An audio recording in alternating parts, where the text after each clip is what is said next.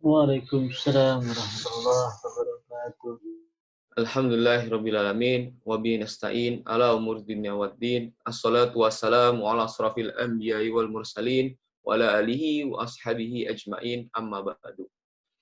Puja dan puji syukur senantiasa kita panjatkan atas kehadirat Allah Subhanahu wa taala yang masih memberikan kita nikmat iman, lalu nikmat Islam, lalu nikmat ihsan maupun nikmat-nikmat lainnya, sehingga kita hari ini masih Allah perkenankan merasakan nikmatnya yang Allah berikan kita secara cuma-cuma.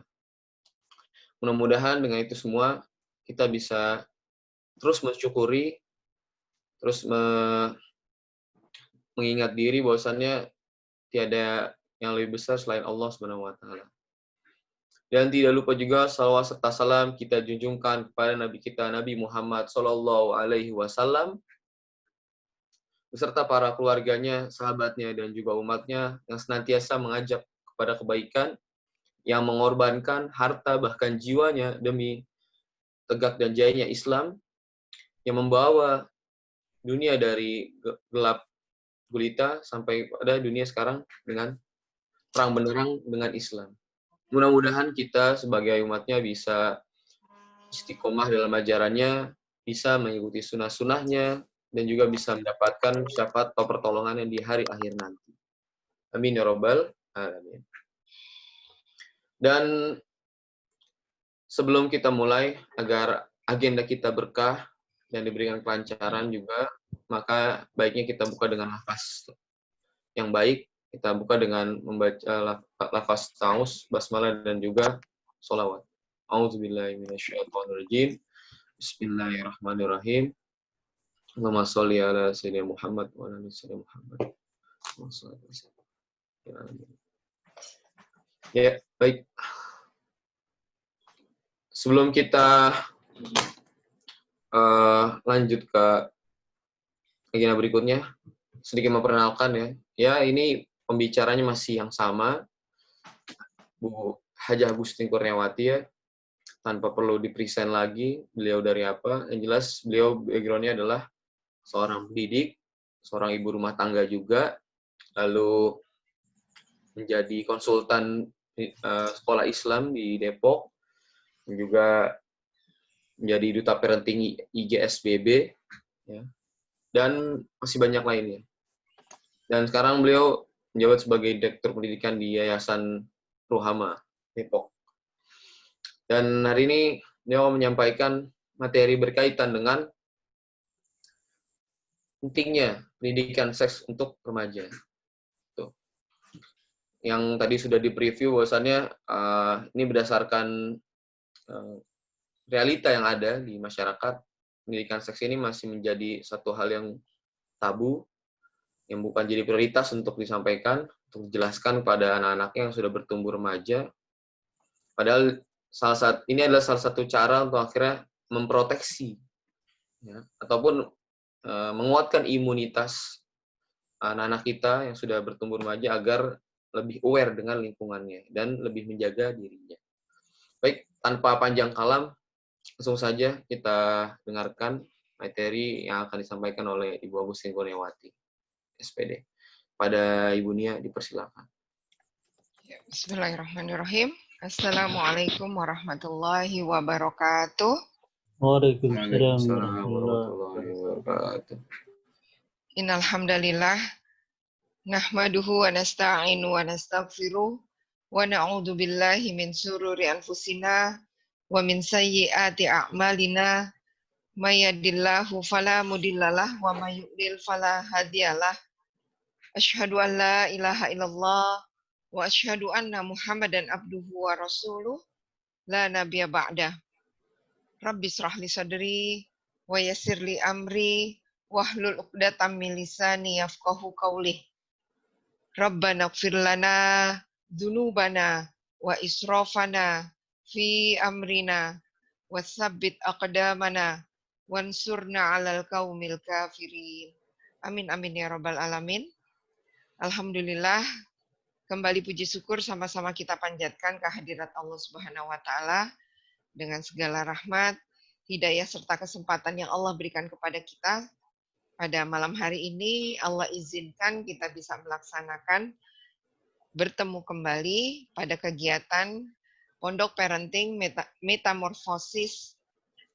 Kali ini kita akan bicara tentang pendidikan seks buat anak-anak kita. Tentu ini menjadi PR ya, PR kita bersama, dan mudah-mudahan apa yang kita niatkan, apa yang kita lakukan pada kali ini, belajar pada malam hari ini, Allah senantiasa catat sebagai satu catatan kebaikan, catatan amal soleh, yang akan senantiasa terus menambah berat timbangan kebaikan kita di yaumil akhir nanti. Amin, amin ya rabbal alamin. Salawat dan salam tak lupa sama-sama kita sampaikan kepada junjungan Nabi besar Muhammad Sallallahu Alaihi Wasallam, kepada keluarganya, sahabat-sahabatnya, serta pengikut-pengikutnya yang senantiasa taat, senantiasa istiqomah dalam melaksanakan dan memperjuangkan risalahnya. Semoga kita termasuk di dalamnya. Amin, amin ya rabbal alamin. Alhamdulillah, tentu rasa syukur yang tidak pernah habis untuk bisa terus kita panjatkan kehadirat Allah Subhanahu wa taala di masa pandemi ya, COVID-19 ini. Kita masih tetap diberikan semangat oleh Allah ya untuk terus bisa belajar, terus menyempurnakan semua amanah-amanah yang Allah berikan kepada kita, sehingga mudah-mudahan Allah senantiasa memberikan ya bantuannya, petunjuknya, serta kemudahan-kemudahan kepada kita dalam menjalankan amanah. Terutama amanah kita mendidik anak-anak kita menjadi anak-anak yang soleh dan solihah. Seperti doa-doa kita, Rabbana hablana min azwajina wa zurriyatina qurrata a'yun waj'alna lil muttaqina imama. Alhamdulillah, Islam merupakan agama komprehensif yang memenuhi segala aspek kehidupan. Ruang lingkupnya dari mulai kita bangun tidur sampai mau tidur lagi. Dari mulai masalah ekonomi, sosial, politik, budaya, pertahanan, keamanan, itu semuanya diatur oleh Islam. Termasuk bahkan ya, atau yang akan kita bicarakan pada kali ini, kaitan dengan etika dan norma-norma yang berhubungan dengan sex education atau pendidikan seksualitas yang dijelaskan tentunya secara detail juga di dalam Islam. Lalu seperti disampaikan oleh moderator kita, bahwasanya pendidikan seks ya kepada anak dan remaja ini bukan hal yang mudah, karena masih banyak orang tua yang merasa tabu, merasa tidak rikuh ya, tidak lapang gitu untuk bicara tentang seks ini kepada anak-anaknya dan bagaimana harus memulainya. Bahkan sebagian dari mereka masih beranggapan membahas, berbicara tentang seks, apalagi kepada anak-anak adalah sesuatu yang kotor dan tidak pantas. Nah, ini menjadi satu hal yang harus kita bongkar di awal, bahwasanya kembali lagi, Islam telah memberikan kita pengetahuan atau aturan-aturan sehingga pendidikan seks ya dalam Islam ini begitu detail ya. Kita bisa memahami ya, dari beberapa kitab ya, beberapa buku yang ditulis oleh para ulama, dan termasuk buku pedoman yang saya pakai untuk kegiatan kali ini adalah Tarbiyatul Aulad fil Islam, ya, mendidik anak dalam Islam. Nah, tentunya ini menjadi sebuah tantangan buat kita, ya, ketika kita ingin memberikan, ya, pendidikan seks, ya, dan seksualitas ini, tentunya kita berusaha untuk memberikan yang terbaik buat anak-anak kita. Karena kenapa? Tentunya ini menjadi bagian penting yang akan mendasari perilaku, ya, kehidupan dari anak-anak kita ke depannya. Oke, di slide, ya, kita lihat, mari kita perkenalkan pendidikan seks dan seksualitas yang benar sebelum diperkenalkan dengan cara yang salah. Nah, tentu kita ketahui kemarin kita sudah membahas fase-fase di mana anak-anak, ya, ada fase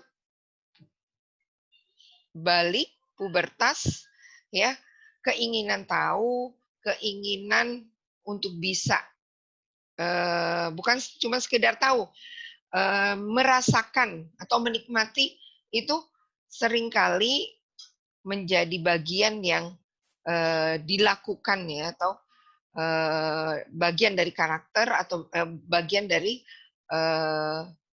ciri-ciri anak-anak remaja kita. Nah, tentu kita akan memahami ini dengan benar dan mudah-mudahan setelah ini kita bisa mendampingi anak-anak kita dalam pendidikan seks dan seksualitas ini. Kita akan masuk konsep seksualitas dalam kajian Islam. Oke. Oke. Ini tanggung jawab pendidikan seksual dalam Islam. Pengertian pendidikan seksual adalah upaya pengajaran, penyadaran, dan penerangan tentang masalah, ya, tentang masalah-masalah seksual yang diberikan kepada anak sejak ia mengerti masalah-masalah yang berkenaan dengan seks, naluri, dan perkawinan. Ini definisi yang dibuat oleh Abdullah Nasih Ulwan dalam bukunya Tarbiyatul Aulad fil Islam. Selanjutnya, boleh dijawab, ya, di chatnya, apa yang dipahami, ya, oleh teman-teman ibu-ibu dan bapak-bapak yang mengikuti kegiatan kali ini. Ya, apa sih yang kita pahami tentang seks, ya? Kemudian apa yang kita pahami tentang seksualitas? Boleh silahkan diketik, ya.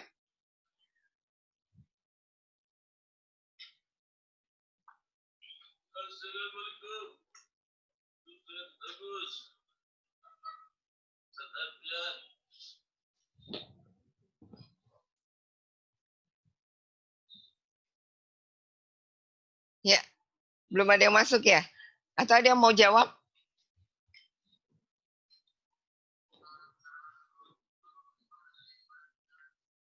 Oke. Nah, saya dan beberapa teman, ya, sering turun ke remaja-remaja, ya, ke remaja-remaja kita untuk memberikan pendidikan seks dan seksualitas ini. Nah, apa yang mereka pahami tentang seks dan seksualitas? Mari kita lihat. Oke. Jadi,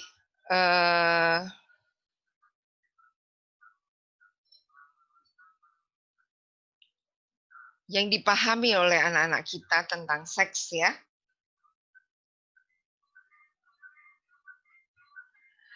ada sekitar 62% itu mereka mengetahui seks itu adalah hubungan intim, ya. Kemudian 11%-nya ya membuat anak mereka menjawab seperti itu. Jadi sebelum kegiatan pelatihan kita share ya, kita coba tanyakan kepada mereka, sebagian besar mereka menjawab ini, ya.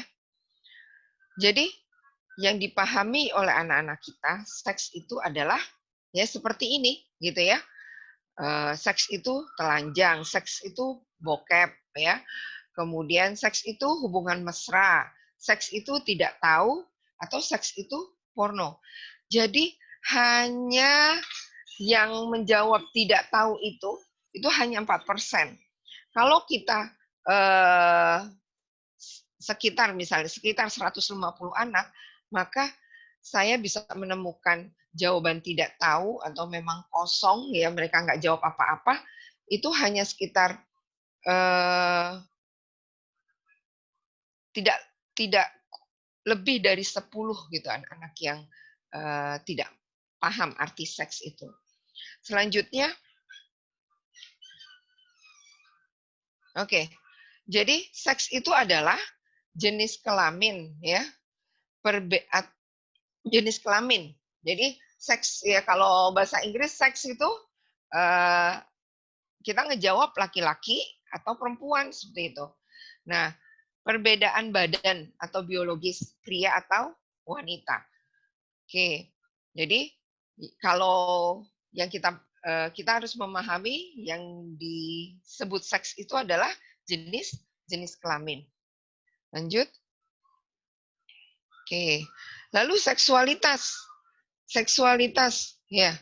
Yang dimaksud seksualitas itu adalah bagaimana seseorang ya merasa tentang diri mereka dan bagaimana mereka mengkomunikasikan perasaan tersebut kepada orang lain melalui tindakan yang dilakukannya, ya, seperti sentuhan, pelukan, ataupun perilaku yang lebih halus seperti isyarat, gerak tubuh, cara berpakaian, dan pembendaharaan kata, ya, termasuk cara berpikir, pengalaman, dan nilai-nilai, ya. Nah, di sini seksualitas itu bisa dilihat, bisa ditampakkan ya dengan pakaian, dengan baju, dengan pernak-pernik, ya, atau mainan. Kalau anak laki-laki biasanya pakai bajunya warna-warna gelap gitu misalnya seperti itu ya. Atau bayi ya, bayi nih. Ini gambarnya gambar bayi. Bayi laki-laki itu biru gitu ya. Cenderung dipilihkan warna seperti itu. Kalau perempuan merah jambu misalnya. Nah, itu bagian dari penampilannya ya. Kemudian mainannya anak perempuan lebih senang mainan boneka, laki-laki lebih senang main robot-robot atau mobil-mobilan. Cara berpikirnya juga laki dan perempuan akan berbeda. Ya, cara bersikap dan cara bicara juga tentunya akan berbeda. Nah, lanjut. Jadi ini seksualitas ya, bagaimana seseorang merasa tentang diri mereka dan bagaimana mereka mengkomunikasikan perasaan tersebut kepada orang lain melalui tindakan yang dilakukannya, seperti sentuhan, pelukan, ataupun perilaku yang lebih halus, seperti isyarat gerakan tubuh, cara berpakaian, pembendaharaan kata, termasuk pikiran, ya, pola pikir, pengalaman, nilai-nilai, fantasi, dan emosi. Oke. Nah, kemudian biasanya kami menanyakan ya istilah yang mereka kenal ya, dengan organ vital mereka. Ya. Ini anak-anak ya, kembali lagi. Mereka akan menjawab seperti apa? Kita lihat. Oke. Ini yang paling banyak ya.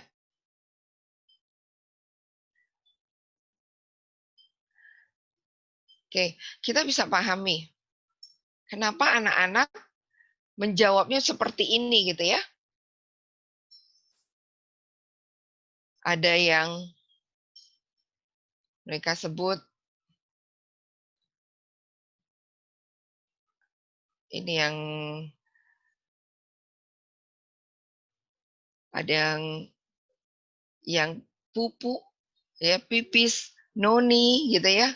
Ada yang juga dompet. Waktu itu saya pernah dapat jawaban dari anak-anak dompet, kemudian pepek ya.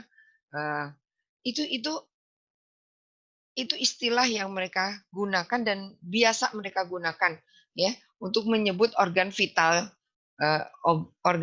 perempuan. Kemudian selanjutnya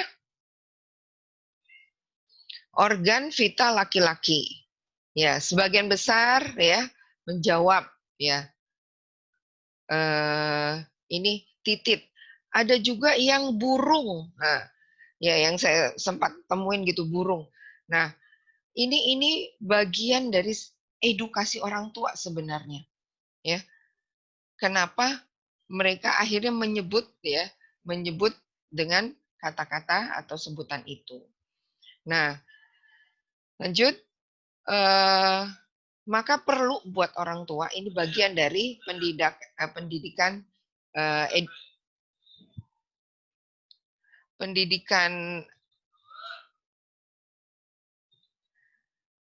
maaf sebentar Mas.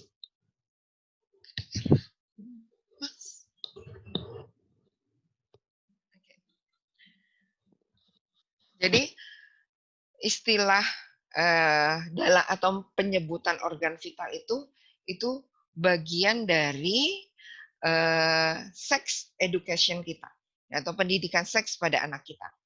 Nah, yang kita coba biasakan ya menyebut dengan bahasa medis ya. Penis buat laki-laki, vagina buat perempuan.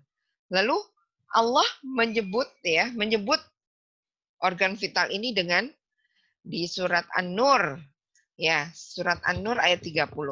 Hendaklah mereka menahan pandangannya dan mereka memelihara kemaluannya. Ya. Jadi Allah menyebut dengan kemaluan. Tentu ini kalimat atau kata yang paling tepat ya buat anak-anak kita. Karena kenapa? Ketika kita anak-anak kita mungkin ya mereka masih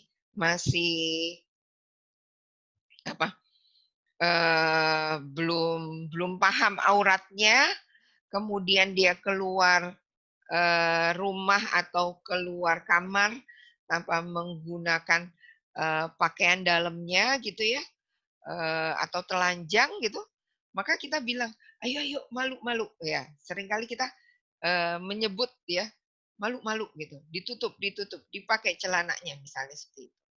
Nah, ini merupakan kalimat yang paling tepat ya untuk kita sampaikan ke anak-anak kita. Oke, selanjutnya tanggung jawab pendidikan seksual dalam Islam. Jadi, pengertian pendidikan seksual adalah ya, tadi di awal sudah disampaikan juga sebuah upaya pengajaran. Ya. Enggak cuma ngajarin, tapi menyadarkan. Ya, penyadaran dan penerangan tentang masalah-masalah seksual yang diberikan kepada anak-anak sejak ia mengerti masalah-masalah yang berkenaan dengan seks.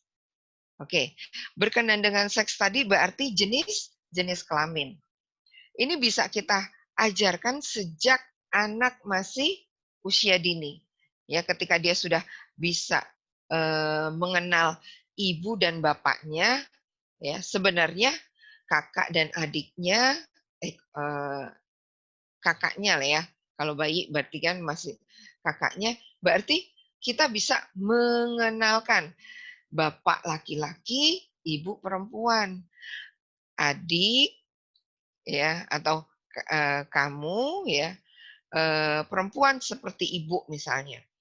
Kalau laki-laki, kamu laki-laki seperti bapak. Kemudian naluri. Naluri ini merupakan ya tadi fitrah ya. Ketika anak-anak mulai tadi beranjak pubertas ya, kemudian perubahan hormonal pada tubuhnya gitu ya, kecenderungan-kecenderungan kepada lawan jenisnya, maka kisah Imam Syafi'i ya, ketika melihat anaknya ya tidur dengan apa? Dengan gelisah gitu ya, memeluk memeluk kalau kita sekarang mungkin guling gitu. Kemudian akhirnya dia langsung berpikir bahwasanya dia harus mempersiapkan ya sebuah pernikahan ya buat anaknya. Maka dilakukanlah tadi pendidikan seksual ya kepada anaknya. Oke. Kemudian selanjutnya, nah ini yang bisa kita pahami bersama-sama bahwasanya ada fase-fase penting pendidikan seksual dalam Islam. Ini juga dari buku Tarbiyatul Aulad fil Islam. Jadi fase pertama adalah usia 7 sampai 10 tahun. Ya, disebut dengan masa tamyiz, masa prapubertas. Oke. Dengan semakin pesatnya ya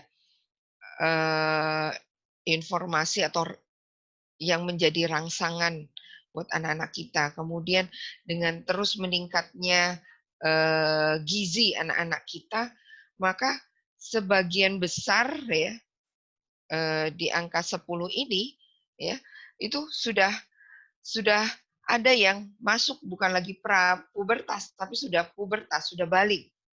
Sudah masuk murohakoh ya. Nah, saya sempat dapat laporan dari udah sekitar 5 tahun yang lalu mungkin ya. Itu murid-murid SDIT kami gitu ya. Itu kelas 4 SD itu udah ada yang head gitu ya. Udah berarti udah masa balik buat anak-anak perempuan ya. Kemudian kita ketahui juga berita-berita sekarang gitu ya, angka ini jadi semakin maju masa murohakohnya ini, ya masa pubertasnya. Kalau fase kedua usia 10 sampai 14 tahun masa murohakohnya atau masa pubertasnya, fase ketiga adalah usia 14 sampai 16 tahun masa balik ya, masa diberikan ya sudah dewasa masuk dewasa. Kemudian fase keempat setelah masa balik ini adalah kita sebut pemuda. Oke. Selanjutnya, oke. Nah, sebelum kita bahas lebih lagi gitu ya tentang bagaimana pendidikan seks buat anak-anak kita, maka kita perlu mengetahui pentingnya pendidikan seks ini. Ya. Ternyata pendidikan seks ini untuk anak kita, ya, anak dapat melindungi diri. Tadi seperti diketahui bersama bahwasanya anak-anak ketika diberitahu ya organ vitalnya, alat kemaluannya misalnya seperti itu, atau bagian tubuhnya yang perlu mereka lindungi, yang perlu mereka rawat misalnya seperti itu, maka anak kita akan berusaha ya untuk melindungi dirinya. Ya, kejadian pelecehan seksual gitu ya. Maka itu ya poin yang berikutnya, anak dapat terhindar dari pelecehan seksual. Ketika dia disentuh gitu ya, organ vitalnya misalnya, atau bagian tubuhnya yang harus dijaga misalnya, dilindungi, maka dia akan marah. Itu bagian dari proses nanti bagaimana ya pendidikan seks itu. Kemudian yang ketiga, anak dapat bertanggung jawab mempergunakan dan mengendalikan hasrat seksualnya. Oke, kita ketahui bahwasanya serangan ya buat anak-anak kita dengan pornografi, kemudian yang bukan hanya sekarang kita, kalau dulu mungkin kita harus mencari gitu ya. Kalau sekarang anak-anak kita terpapar pornografi itu ya lewat gadgetnya ya, ketika mereka browsing internet saat lagi mencari bahan-bahan untuk belajar ya, sekolahnya misalnya seperti itu. Nah, ini bagian yang menjadi tanggung jawab gitu ya buat kita, sehingga anak kita mampu ya mengendalikan hasrat seksualnya tadi. Nah, ini perlu latihan. Seperti di awal ya, anak mengenali anggota tubuhnya ya bisa di awal-awal masa anak-anak usia dini gitu, itu bisa lewat lagu, bisa lewat gambar seperti itu. Lalu ketika mulai beranjak tadi di fase ke pertama ya 7 sampai 10 tahun, maka kita mengajarkan anak-anak kita untuk bisa mengendalikan hasrat seksualnya, ya.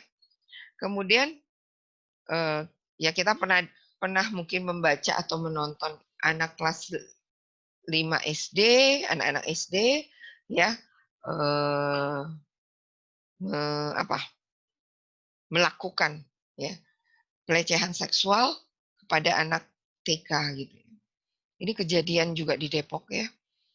Makanya tentunya buat kita butuh sekali untuk bisa menyadari atau segera memberikan ya pendidikan seks ini kepada anak-anak kita. Lalu yang keempat, anak terhindar dan tercegah dari seks bebas. Ya, nih, mereka tahu bahwasanya hal-hal yang dilarang, hal-hal yang boleh dilakukan, tidak boleh dilakukan gitu ya. Maka akan juga menjaga ya anak-anak kita dari kehamilan yang tidak diinginkan, apalagi aborsi ya, pelecehan seksual gitu ya. Ini akan terhindar anak-anak kita. Lalu dengan pendidikan seks ini juga anak-anak kita dapat memahami bahaya HIV/AIDS. Nah, tentunya ini kelanjutan dari apa-apa yang nanti kita akan bahas di belakang. Oke, selanjutnya perintah memiliki anak yang sehat. Nah, yang sehat ya. Di surat An-Nisa ayat 9. A'udzubillahi minasyaitonirrajim wal yahsyal ladzi law taraku min khalfihim dzurriyyatan di'afa khafu 'alaihim falyattaqullah wal yaqulu qaulan sadida. Dan hendaklah takut kepada Allah orang-orang yang seandainya meninggalkan di belakang mereka anak-anak yang lemah, yang mereka khawatir terhadap kesejahteraan mereka. Oleh sebab itu, hendaklah mereka bertakwa kepada Allah dan hendaklah mereka mengucapkan perkataan yang benar. Oke, jadi ini perintah. Waliyahsyalladzi, dan takutlah kepada Allah gitu ya. Jadi kita disuruh sama Allah untuk takut meninggalkan anak-anak yang lemah. Anak-anak yang tidak sehat, sehat secara fisik, sehat secara mental, sehat secara pikiran. Ya, karena anak-anak kita ini dibuat ya, diprogram sehingga mereka bisa apa? Bisa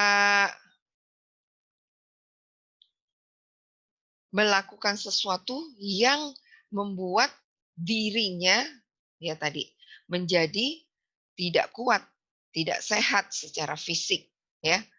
Ya. Kemudian contohnya kejadian-kejadian anak-anak nonton ya film atau video ya pornografi, akhirnya mereka ya mereka merusak lah ya, merusak orang lain ya, merusak temennya, merusak dirinya. Nah, oke. Nah, ini yang perlu kita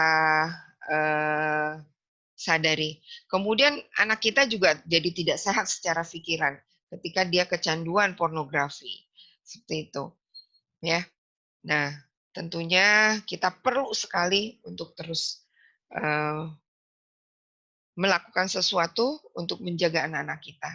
Sehingga kekhawatiran masa depannya menjadi orang-orang yang lemah tadi, yang tidak sejahtera, ya, itu tidak akan bisa kita hindari itu semua. Lalu perintah berumah tangga. Ini juga bagian dari proses ya tarbiyah jinsiah ya. Pendidikan seks ya yang Allah sampaikan di surat Ar-Rum ayat 21. A'udzubillahi minasyaitonirrajim wa min ayatihi an khalaqalakum min anfusikum azwaja litaskunu ilaiha wa ja'ala bainakum mawaddatan wa rahmah inna fi dzalika laayatil liqaumi yatafakkarun. Dan di antara tanda-tanda kekuasaannya ialah Dia Allah menciptakan untukmu istri-istri dari jenismu sendiri. Ya, dari jenismu sendiri itu maksudnya kita manusia, maka kita dengan pasangan kita adalah manusia. Tapi ini sempat dipahami ya,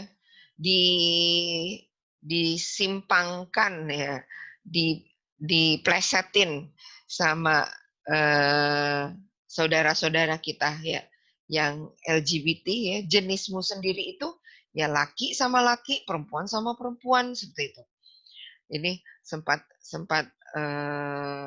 jadi pembahasan ya, ada LGBT syariah gitu dengan ayat ini katanya. Kemudian supaya kamu cenderung dan merasa tentram kepadanya. Jadi kecenderungannya, bahasanya mereka kayak gitu. Ya kecenderungan kita itu untuk apa?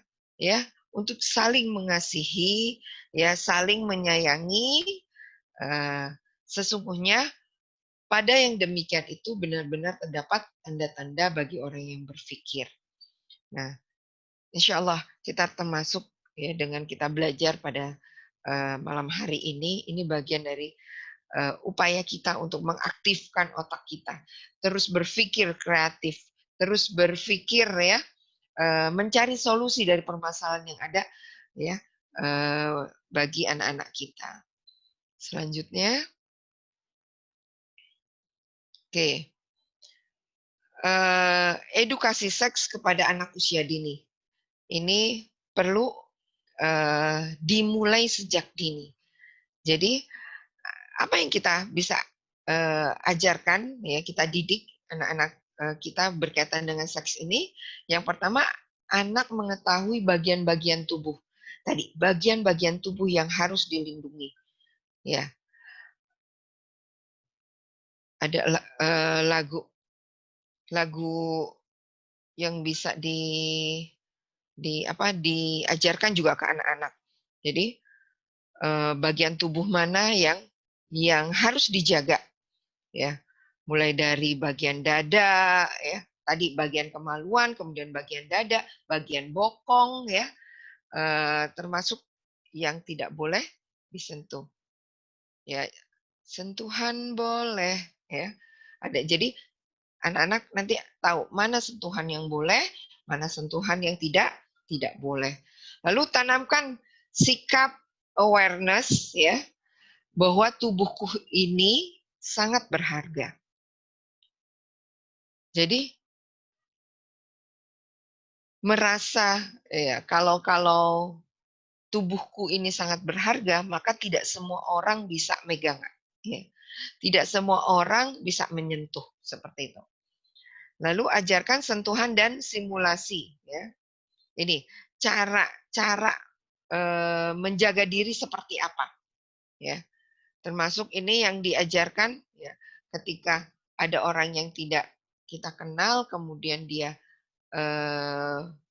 memegang atau memaksa kita, maka anak kita harus, ya, menyentuh tadi dengan sentuhan yang tidak boleh tadi, maka anak kita boleh, harus atau mengatakan tidak atau teriak gitu ya, minta tolong. Seperti itu. Kemudian siapa yang boleh pegang? Nah, siapa saja yang boleh pegang tubuh, ya, bagian tubuh dari anak kita, ya, dirinya dan ibunya, ya. Itu ada lagunya juga tuh, bisa diingat buat mengingatnya dengan, jadi termasuk nanti edukasi seks, ya, pendidikan seks pada anak usia dini ini adalah melatih mereka membersihkan, ya, kemaluannya setelah BAB dan BAK. Seperti itu. Jadi toilet training termasuk bagian dari sex education, ya. Lalu tanamkan rasa malu, adab masuk dan keluar dari kamar mandi. Jadi ya, dengan tetap menutup aurat. Seperti itu.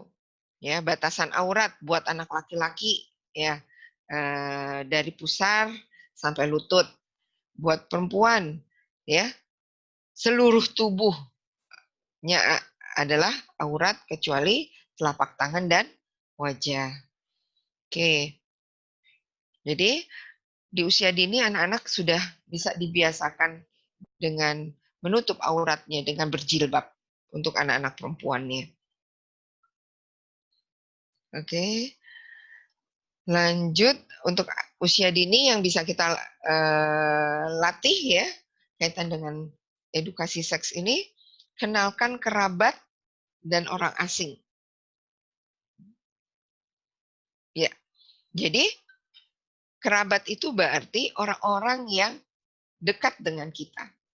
Lalu orang asing adalah orang yang belum kita kenal. Lalu toilet training di usia 3 tahun. Jadi usahakan tidak pakai pampers. Udah 3 tahun. Dia sudah bisa membersihkan sendiri BAB, ya, setelah BAB dan BAK-nya. Ini tahapannya bisa dimulai dari kita yang menuangkan atau mengucurkan air, ya.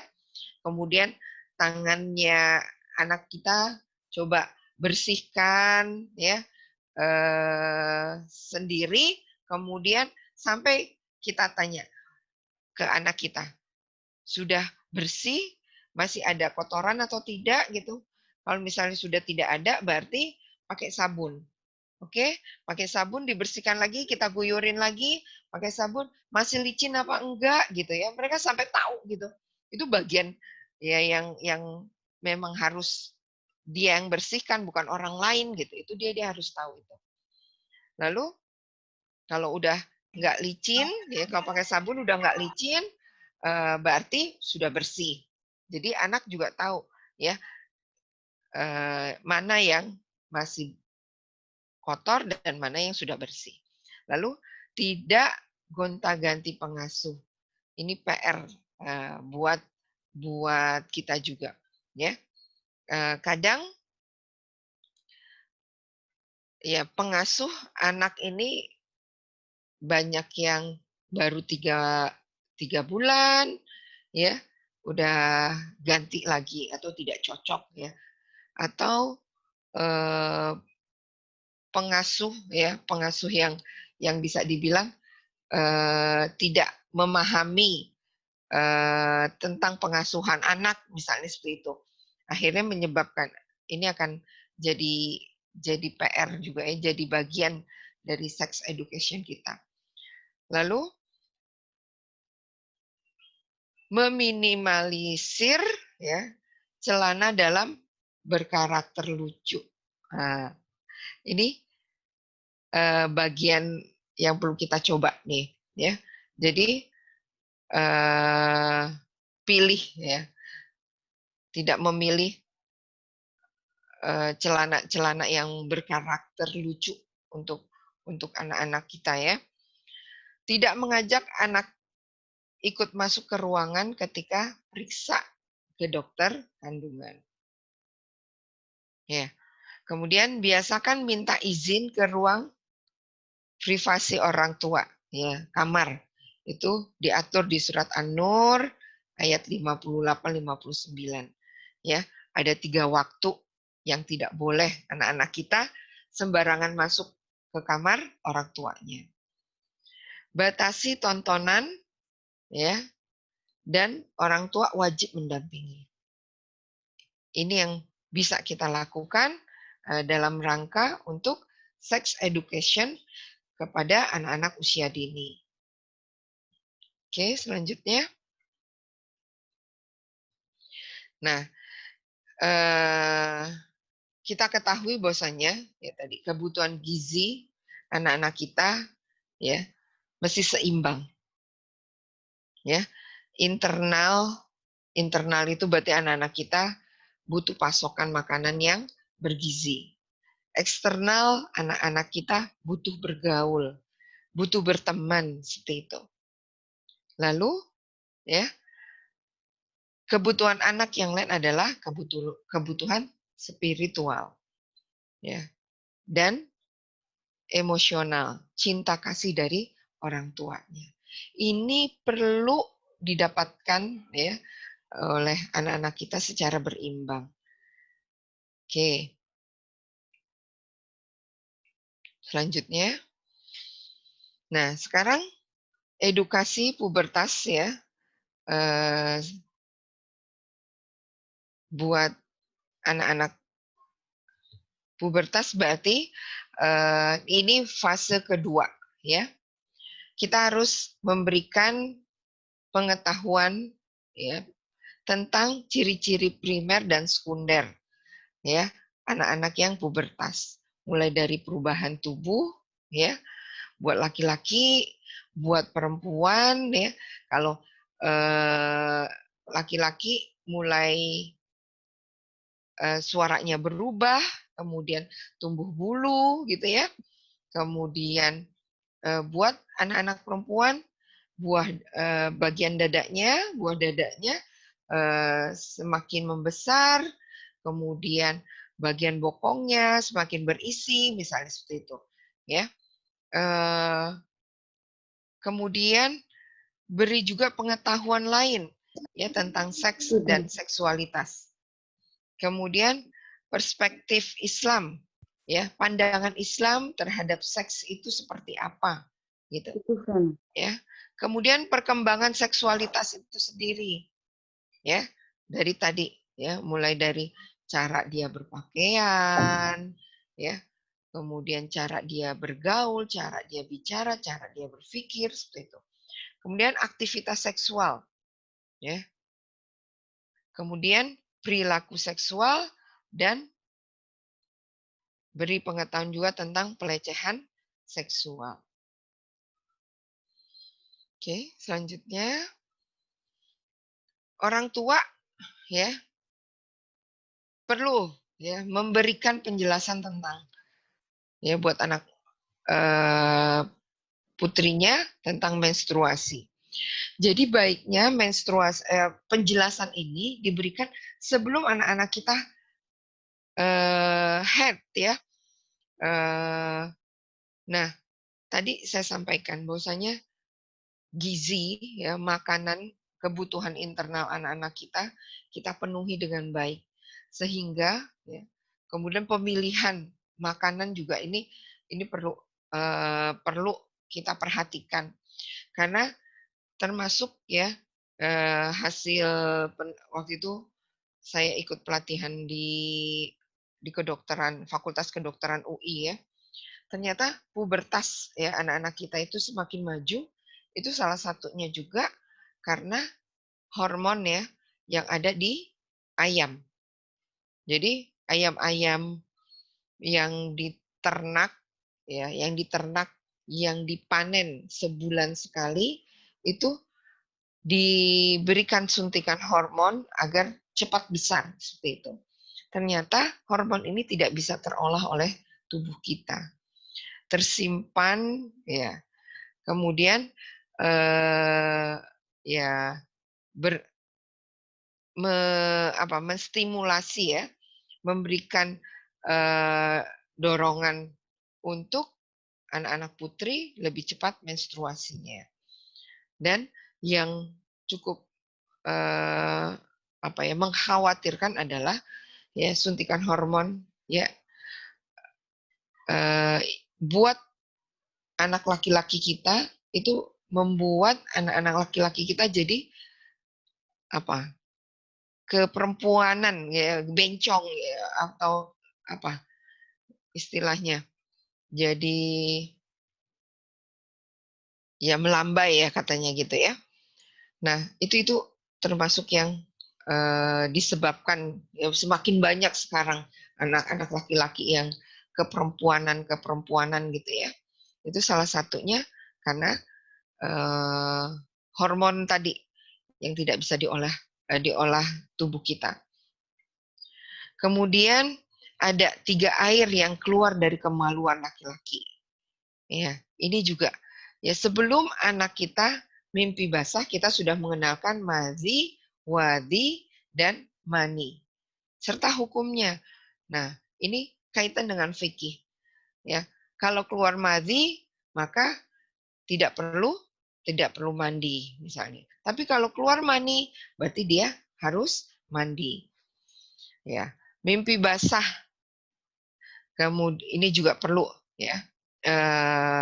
Baiknya lagi kita sampaikan, berarti kalau mimpi basah yang menyampaikan adalah ayahnya seperti itu. Kemudian hal-hal yang harus dilakukan setelah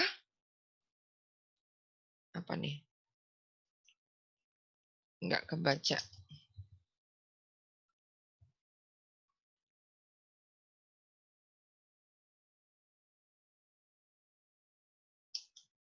Sebentar. Oke.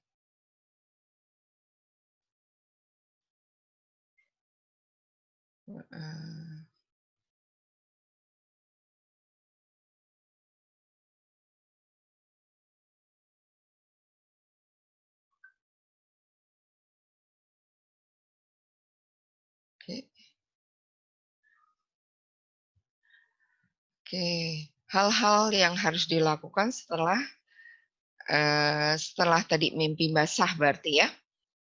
Setelah mimpi basah, setelah menstruasi gitu. Itu kaitan dengan mandi ya, niat untuk bersuci seperti itu. Oke. Selanjutnya ini bagian ya be the best with ya. Itu penguatan yang perlu sekali kita kuatkan dalam artian dalam proses pendidikan seksual ini adalah penguatan kembali nilai-nilai akidah. Jadi ikatan anak-anak kita, keyakinan kita kepada Allah, dan kita tanamkan nilai-nilai akidah kepada anak kita bahwasanya Allah Maha melihat, ya Allah mengawasi, ya, dan Allah akan memiliki pasukan ya, ada malaikat, rokib dan atid yang akan senantiasa mencatat perilaku-perilaku kita, perbuatan-perbuatan kita dan akan membalasnya seperti itu. Maka ini akan menjadi bagian penting dalam proses pendidikan seksual ini juga. Lalu memahami konsekuensi usia balik. Berarti ketika anak-anak kita ya, ketika kita edukasi ya, kita didik anak kita, kita ingatkan ketika mereka sudah balik berarti semua amal ibadah yang dilakukan itu akan menjadi pahala buat dirinya. Ketika mereka melakukan sebuah kemaksiatan, membuat kesalahan, dosa, maka itu pun akan menjadi tanggung jawab dirinya sendiri. Seperti itu. Ketika mereka nggak sholat, berarti dosanya dosa diri mereka sendiri. Jadi konsekuensi ini harus diingatkan, diajarkan, disadarkan kepada anak-anak kita. Menjaga diri dan pergaulan. Nah, tentu ini termasuk bagian yang berkhalawat ya. Berkhalawat itu berarti berduaan. Nanti ada juga pergaulan yang berbaur ya. Nah, itu beda lagi. Ini bagian yang harus terus dibiasakan ya oleh anak-anak kita. Termasuk chatting ya. Chattingan ya dengan lawan jenis berarti. Lalu menumbuhkan jiwa maskulin dan feminin sesuai dengan jenis kelaminnya. Jadi laki-laki itu ya perawakannya seperti ini ya. Kita bisa kasih contoh tokoh-tokoh kah gitu ya, kisah-kisah sahabat atau rasul yang bisa menjadi contoh buat kemaskulinan. Lalu feminimnya juga kita bisa lihat sahabiat atau tokoh-tokoh ya yang mereka kenal ya, yang baik, yang solihah seperti itu. Sesuai dengan jenis kelaminnya. Lalu menjauhi perbuatan zina. Ya. Ini bagian penting dari pendidikan seksual ya. Menjauhi perbuatan zina karena Allah melarang ya di surat Al-Isra wala taqrabu zina. Ya, jangan kamu mendekati zina. Deketin aja nggak boleh apalagi melakukannya seperti itu. Ya, lalu bijak bergadget. Ya. Tentunya ini bagian dari proses ya untuk pendidikan seks juga. Karena kenapa?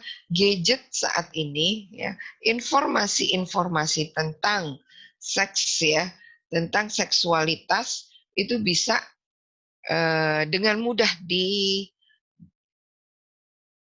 didapatkan informasinya melalui gadget. Nah, ketika kita tidak memberikan batasan-batasan ya, atau kita tidak membuat aturan-aturan, maka pada akhirnya anak-anak kita mendapatkan informasi yang tidak benar tadi dari gadget tentang pendidikan seks tadi, atau contoh-contoh yang tidak baik ya didapatkan dari gadget tadi.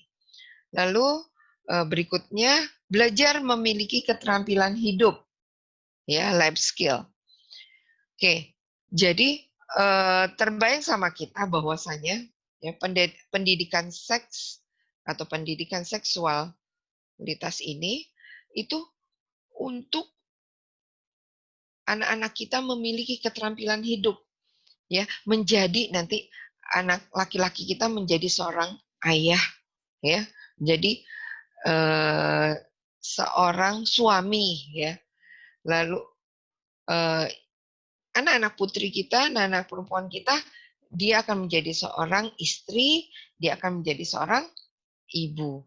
Nah, tentu ini ya merupakan bagian dari pendidikan seks sebenarnya yang perlu kita berikan kepada anak-anak kita. Jadi kalau laki-laki, ya, ini Muhammad Al-Fatih tuh contohnya seperti itu, ya. Kita beri contoh kepahlawanan atau figur dari Muhammad Al-Fatih. Perempuan, Siti Maryam, ya, Siti Maryam yang menjaga kesucian dirinya, kehormatan dirinya, kemaluannya. Oke. Nah, ini kenapa tadi disampaikan ya? Karena ada tantangan yang saat ini kita hadapi, ya, khususnya buat anak-anak kita, seputar perilaku seks bebas, ya.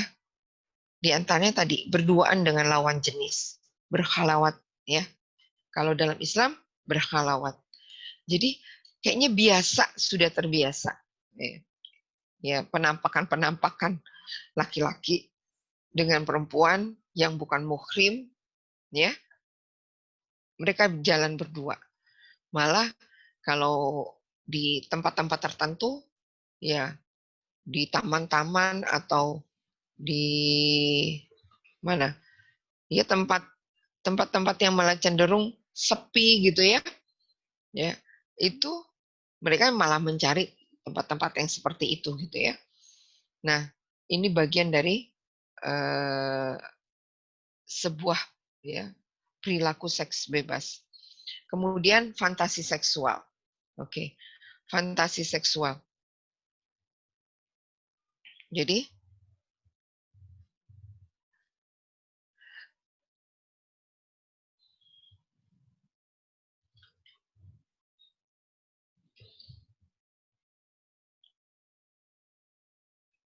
ya, ketika ada dua orang yang berbeda jenis kelamin, kemudian asik dengan urusan mereka berdua saja, berbicara hanya empat mata berduaan, menyepi tanpa menghendaki atau ya tanpa orang lain ya tahu gitu kesertaan di antara mereka gitu.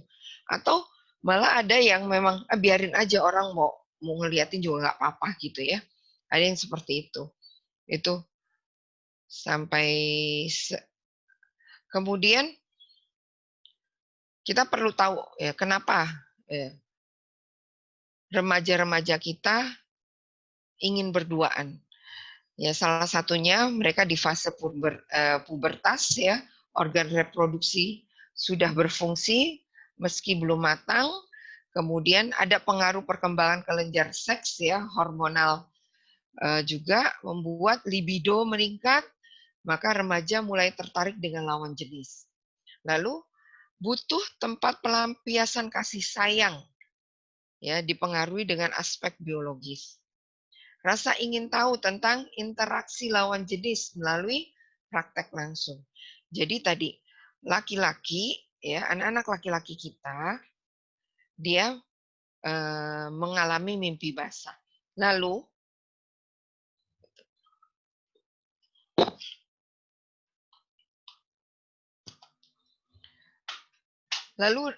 rasa ingin tahunya dan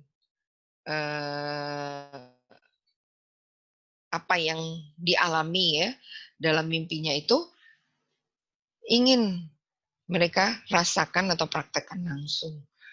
Nah, ini yang kenapa ya, alasan anak-anak remaja kita ingin berduaan. Lalu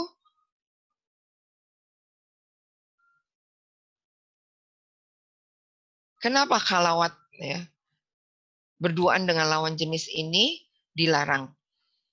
Karena tadi berpeluang melanggar norma agama dan masyarakat.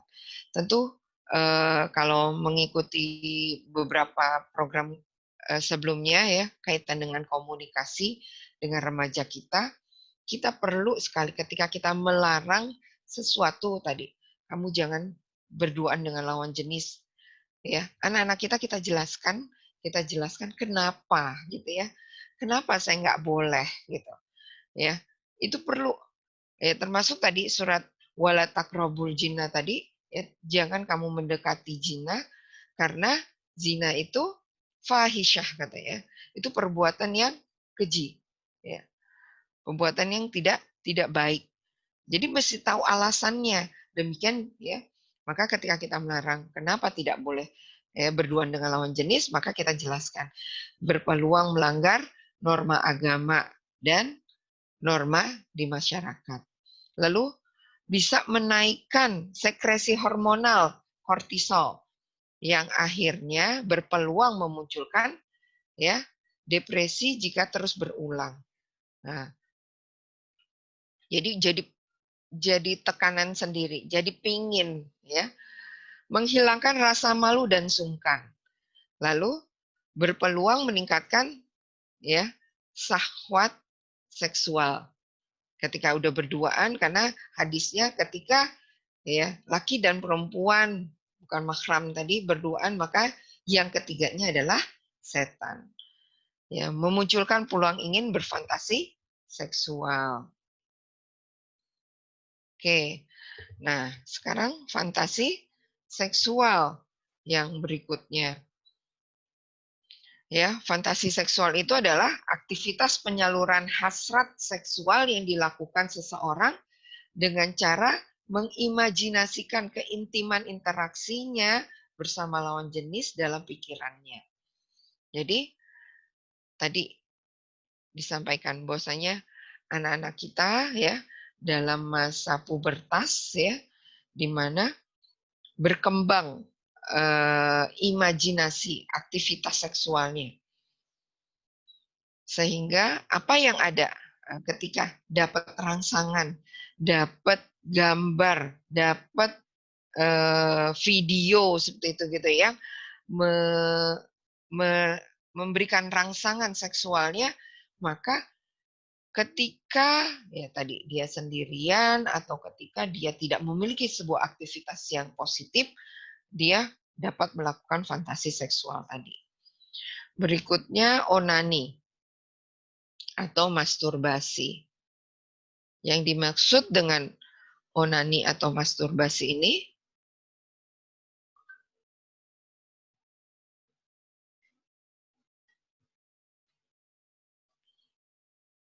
ya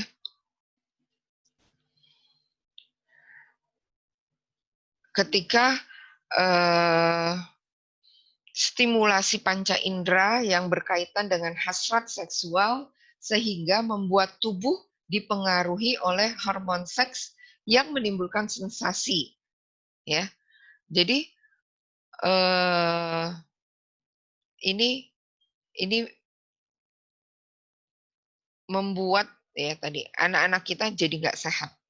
Ya, kalau tadi kita diminta oleh Allah untuk bisa memiliki ya, takutlah kamu ya dengan keturunan-keturunan yang tidak sehat gitu. Maka ketika ya kegiatan masturbasi ini dilakukan ya berulang atau terus-menerus, maka ini menjadi ya anak-anak kita jadi tidak sehat. Itu bisa juga ya muncul memunculkan atau menimbulkan akibat yang panjang juga ya, rasa malu dan bersalah. Atau bisa jadi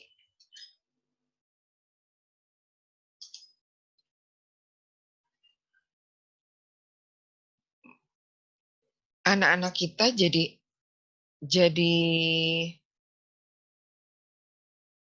ketagihan ya, kecanduan seperti itu untuk kembali lagi melakukannya ya berulang-ulang.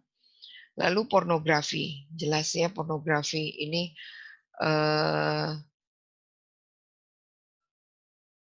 bisa dikatakan ini menjadi serangan yang terus-menerus dan didesain ya. Ini menjadi industri pornografi. Ya, mereka ingin sekali untuk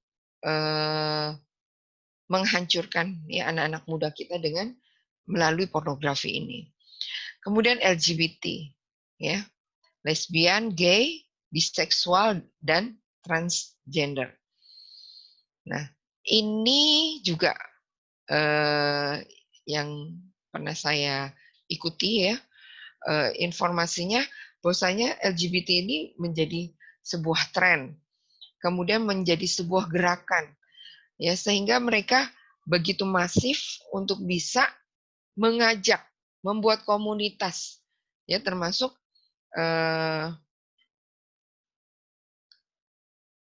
kejadian anak yang mensodomi temannya, ya, itu karena dia ingin merekrut, katanya. Bahasanya merekrut.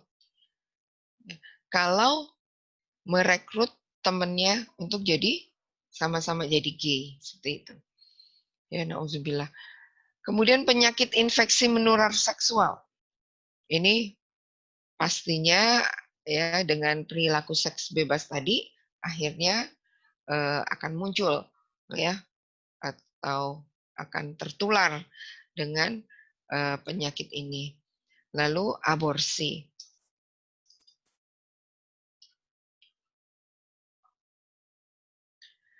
Oke.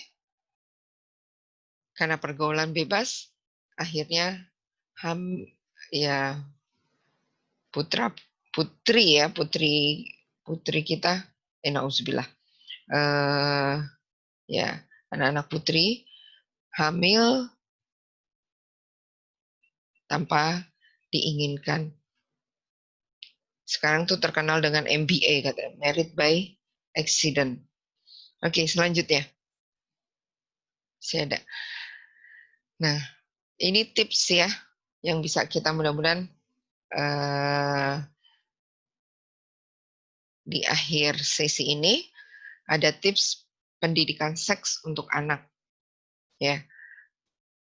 Yang pertama, menanamkan rasa malu. Ya, malu itu adalah sebagian dari iman. Maka termasuk dari pendidikan seks kita ke anak-anak kita adalah menanamkan rasa malu. Ya, kalau nggak pakai jilbab malu gitu ya. Karena kenapa? Ya kelihatan auratnya. Ya, menanamkan jiwa maskulinitas pada anak laki-laki dan jiwa feminitas pada anak perempuan. Oke. Memisahkan tempat tidur anak laki-laki dan anak perempuan. Ini bagian juga. Ya kalau belum ada kamarnya belum ada, kalau paling tidak semoga kita diberikan oleh Allah ya kemampuan untuk bisa minimal kita punya 3 kamar. Kamar orang tua, kamar anak laki-laki, dan kamar anak perempuan. Lalu jika belum ada kamar yang terpisah anak laki-laki dan anak perempuan, ya minimal tempat tidur anak laki-laki dan anak perempuan dipisahkan. Lalu mengenalkan waktu berkunjung tadi ya di surat An-Nur ayat 58-59. Meminta izin dalam waktu ya dalam 3 waktu aurat.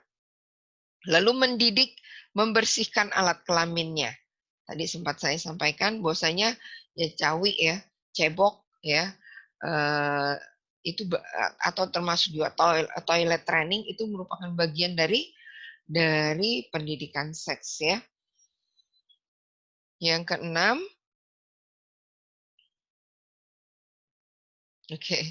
mengenalkan mahramnya.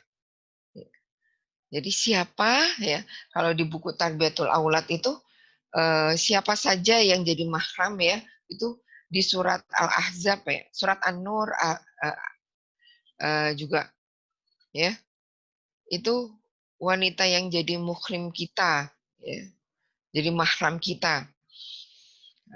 Kemudian itu perlu dikasih tahu, dikenalkan ya, dikenalkan ke anak-anak kita. Ya, yang dengan tante ini, dengan om ini, seperti itu ya. Ya, kamu boleh bersentuhan, boleh cium tangan misalnya seperti itu. Ya. Kemudian mendidik anak agar selalu menjaga pandangan mata. Ya. Ini di surat An-Nur juga surat untuk menundukkan ya, menjaga pandangan. Termasuk menjaga pandangan itu ya tadi gadget ya dari tontonan atau video atau gambar ya yang memang tidak hak kita untuk melihatnya. Ya. Kemudian mendidik anak agar tidak melakukan ikhtilat ya, campur baur dengan lawan jenis. Oke. Mendidik anak agar tidak melakukan khalawat tadi udah. Mendidik etika berhias. Ini di surat Al-Ahzab juga ya. Jadi tabaruj ya. Berhias yang seperti apa yang diajarkan oleh Islam ya. Itu termasuk bagian dari pendidikan seks ya. Lalu ihtilam, mimpi basah dan haid. Ini juga bagian dari yang perlu kita siapkan. Jadi disiapkan sebelum anak-anak kita mimpi basah dan sebelum anak-anak putri kita haid ya, menstruasi. Oke, selesai ya. Oke, terima kasih. Mudah-mudahan bermanfaat apa yang saya sampaikan. Terus terang ini buat ya saya secara pribadi masih terus belajar untuk bisa mempersiapkan dalam artian sampai tingkat anak-anak kita ya pendidikan seks kita sampai siap anak-anak kita mentas berumah tangga. Sebenarnya seperti itu. Saya masih 3 anak lagi ya yang masih belum menikah.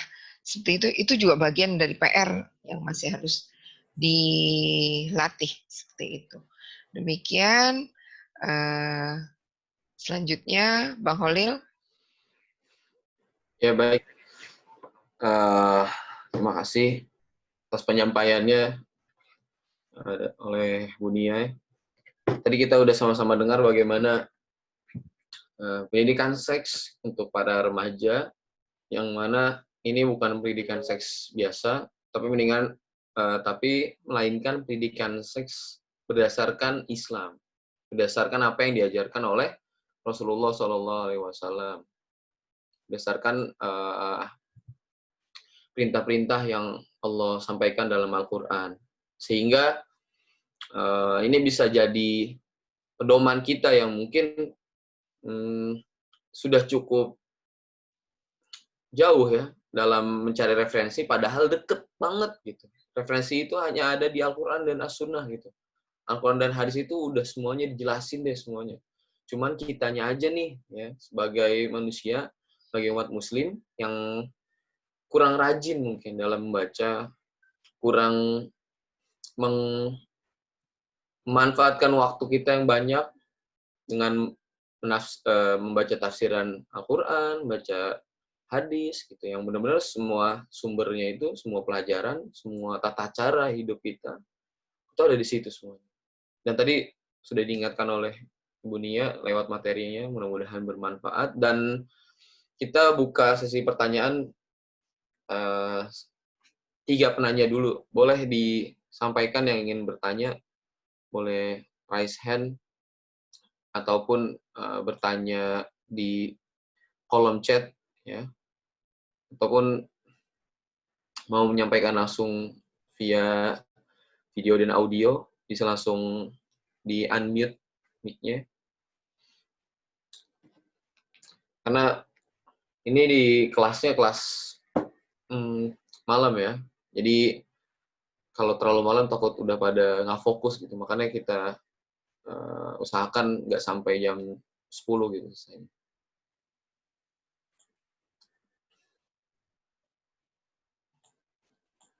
Ya, ini nyampaian dari dosen saya, Bu Dani, yang hadir juga. Nah, jadi challenge juga buat ABK dalam memberikan pendidikan seks gitu. Karena memang problemnya adalah eh, anak berkebutuhan khusus ataupun seperti anak autis gitu ya. Mereka ini tumbuh di umur yang memang udah remaja, namun perilakunya masih seperti Anak-anak. anak-anak gitu. Mungkin ada pengalaman nggak tuh Bu Nia di SDIT Rohama gitu?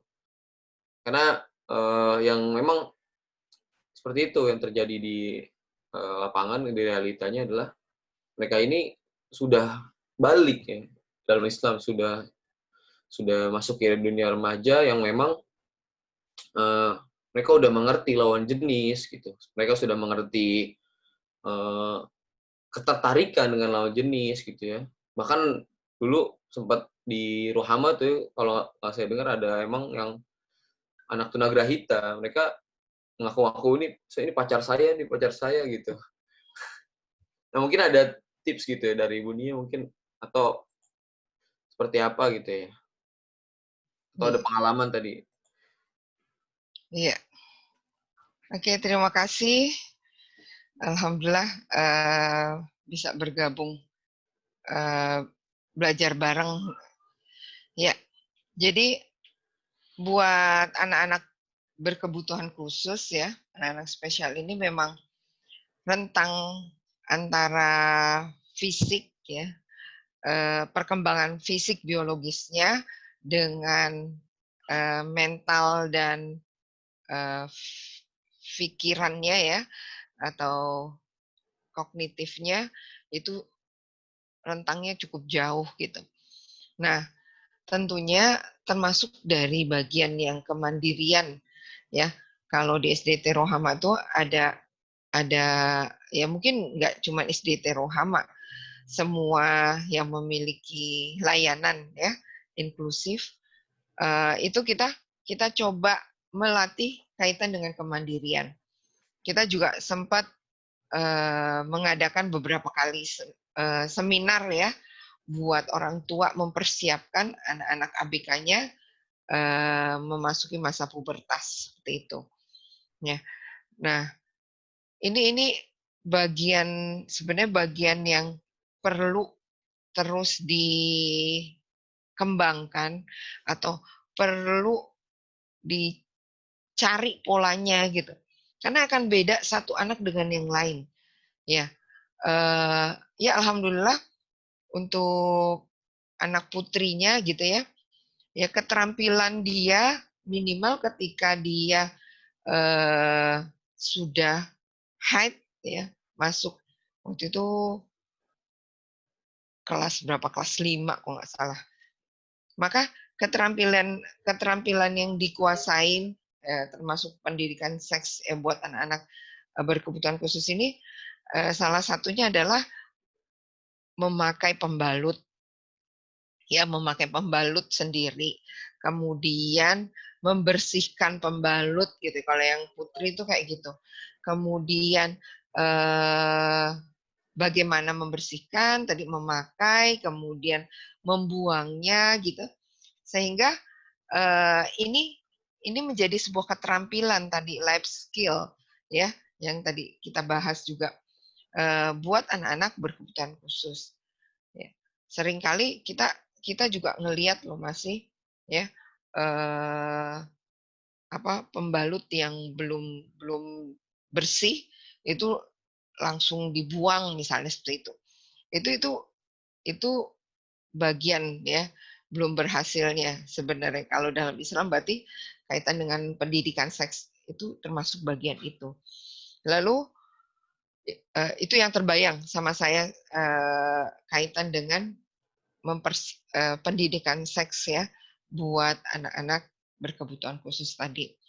Kalau buat anak laki-laki kita juga sebenarnya bisa melihat jelas dengan perubahan-perubahan fisik ya, perubahan-perubahan fisik anak-anak ini.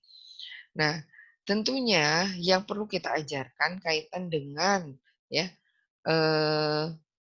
ketika dia memiliki gimana dia mengendalikan diri ketika dia punya keinginan ya dengan lawan jenisnya atau juga tadi dengan apa ya kalau hasrat seksualnya gitu ya, hasrat seksualnya. Itu perlu sekali di apa? Orang tua memberikan perhatian ya. Pola kan masing-masing anak polanya kan beda tuh ya.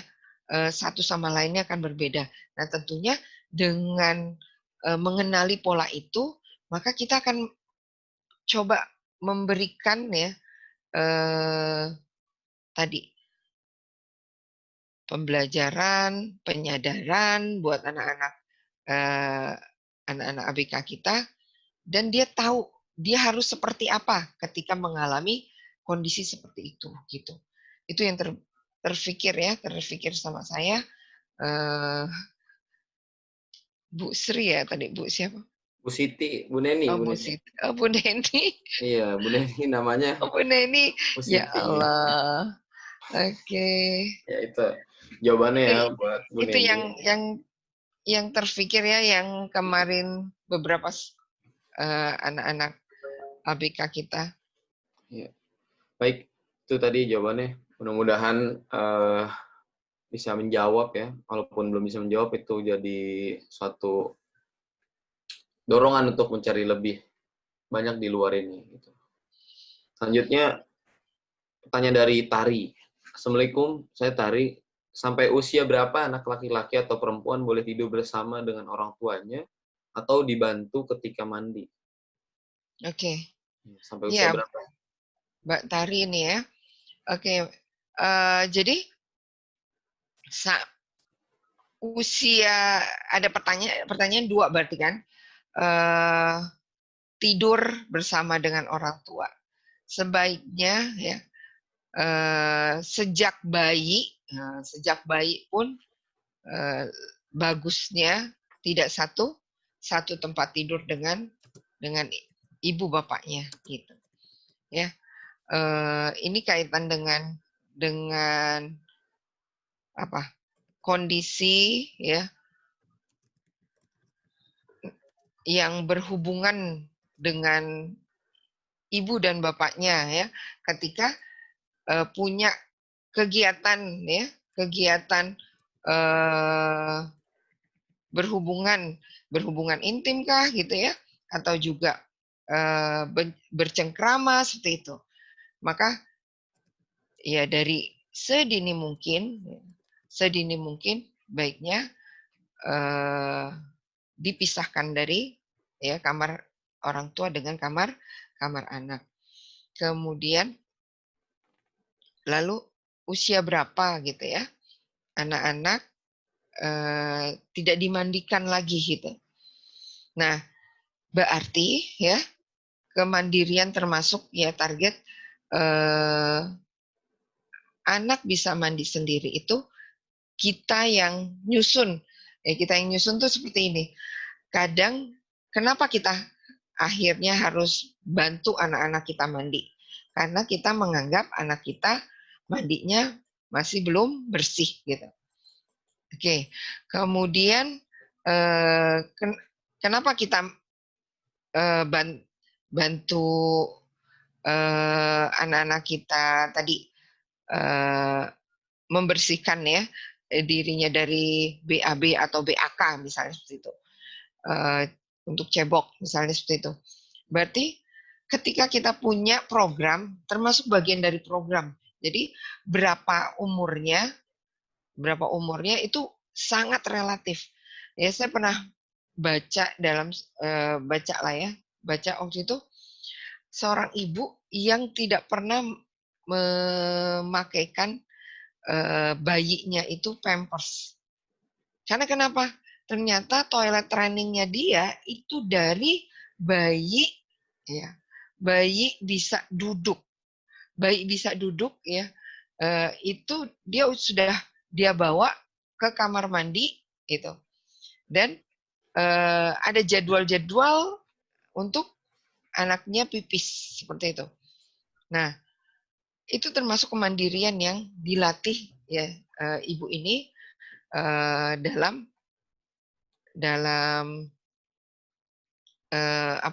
ya itu bagian juga dari pendidikan seks sebenarnya pada akhirnya. Jadi kalau ditanya umur berapa, jadi sangat tergantung lagi. Kita mempersiapkan, ya, memprogram anak kita, ya, semakin cepat itu akan semakin lebih baik lagi. Jadi mana sih kalau mandi, ya urutan mandi itu dari mana gitu ya. Itu termasuk yang perlu dilatih. Jadi saat kita mandiin, ya sekarang gosok kakinya dulu. Setelah kakinya udah bersih, ya, atau gosok tangan dulu, kemudian kaki, ya, atau mau urutan-urutan yang mana, ya termasuk itu yang diajarkan. Karena kenapa? Baiknya bukan kita lagi yang megang apa ya, yang membersihkan gitu ya. Dan dia tahu standarnya bersih itu kayak apa. Berarti udah wangi, ya, kemudian nggak ada sabun, ya, nggak masih tersisa sabun misalnya, kemudian nggak licin, tadi di kulit nggak licin, kemudian kalau kalau memang ada kotoran, kotorannya udah nggak ada, seperti itu. Jadi sangat relatif ya. Kalau kaitan dengan usia, karena semakin cepat kita mempersiapkan atau melatih anak kita untuk bisa mandi sendiri, itu akan semakin baik. Seperti itu. Baik. Itu tadi jawabannya untuk pertanyaan dari Mbak Tari atau Bu Tari ya. Kalau bisa lebih cepat, lebih baik tadi mengajarkan kemandirian pada anak gitu ya, untuk akhirnya bisa mandi sendiri dan tidak perlu dibantu lagi. Dan pertanyaan terakhir nih dari Mami Nara.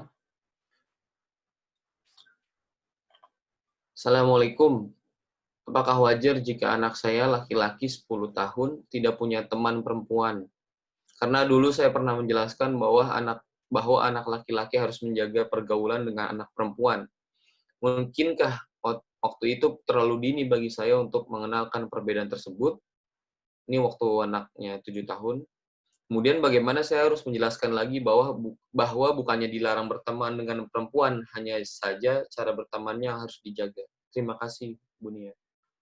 Oke, Jadi bagaimana benar. cara Iya, memberikan pemahaman kepada anak berkaitan dengan berteman dengan perempuan? oke. Ya, menarik pertanyaannya. Ya, anak laki-laki 10 tahun tidak memiliki teman perempuan ya, dalam bermain ya, bermain di sini. Ya, tentunya buat buat kita juga kalau tadi bagus Ibu udah bisa menarik ke belakang.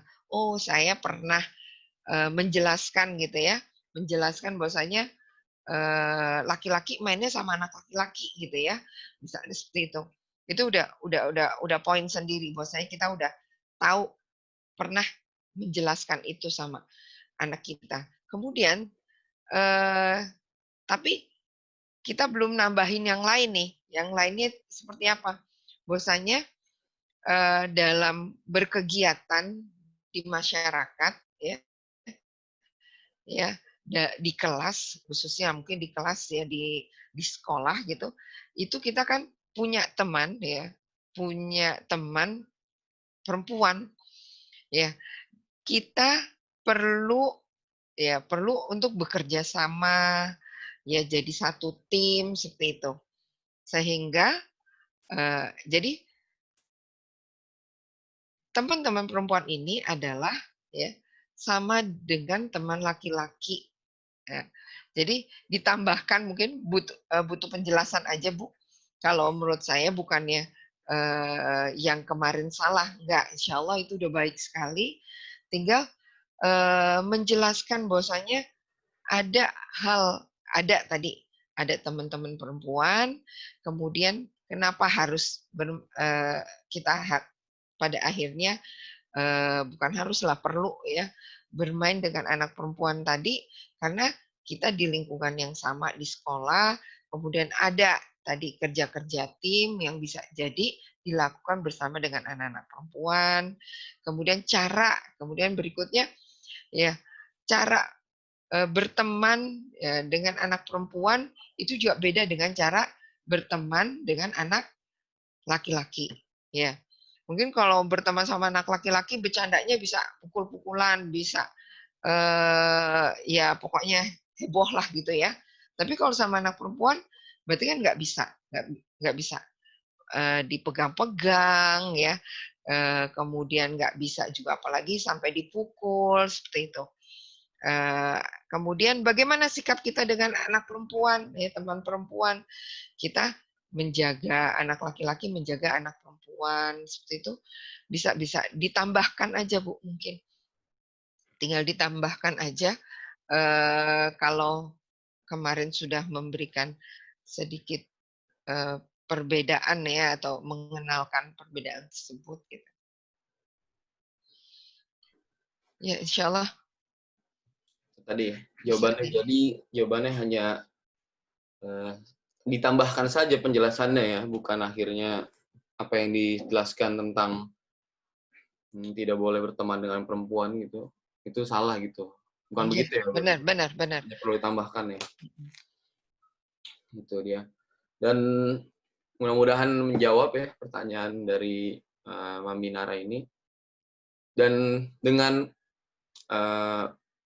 dijawabnya pertanyaan dari Mami Nara, ini jadi sekaligus menjadi sesi terakhir kita dalam seminar online hari ini.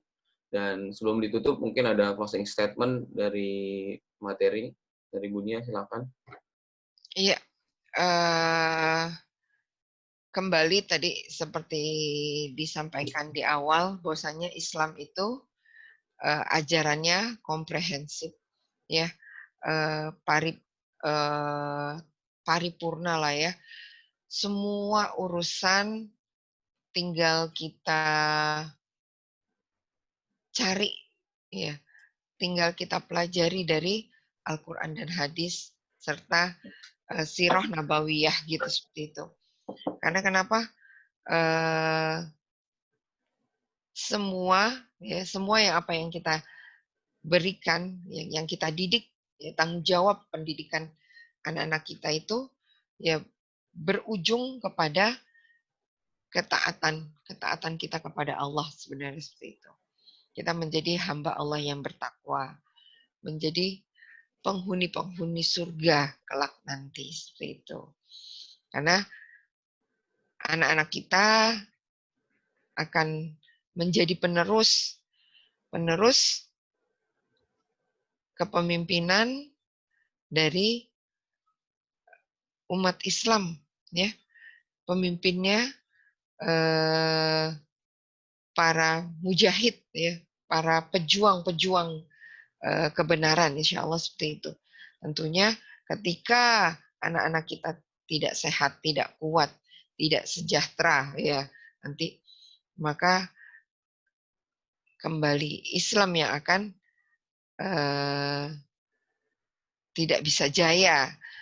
Nah, itu yang mudah-mudahan apa yang kita upayakan dengan Pondok Parenting Metamorfosis ini tujuannya adalah untuk mengembalikan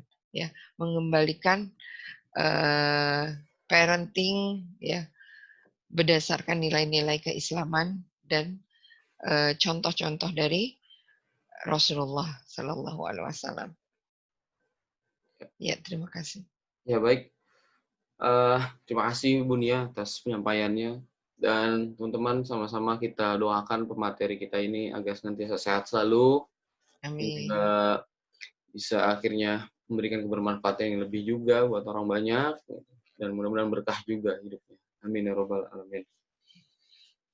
Dan baik, itu tadi closing statement dan sekaligus juga menutup sesi seminar online kita hari ini dan juga seminar online yang dari hari Sabtu minggu yang lalu dari tanggal 4 sampai 5.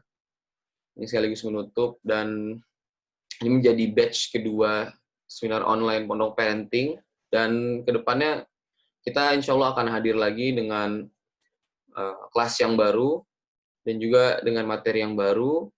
Jadi boleh teman-teman yang sudah tergabung di batch ini diinfokan bahwasannya ketika ada acara dari Pondok Parenting lagi untuk akhirnya diinfokan untuk akhirnya ikut gitu.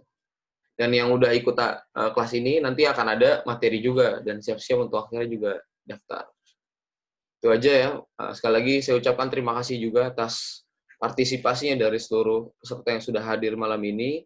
Mudah-mudahan ada kebermanfaatan yang bisa diambil dari pertemuan hari ini dan juga ada ilmu yang akhirnya bisa disebarkan.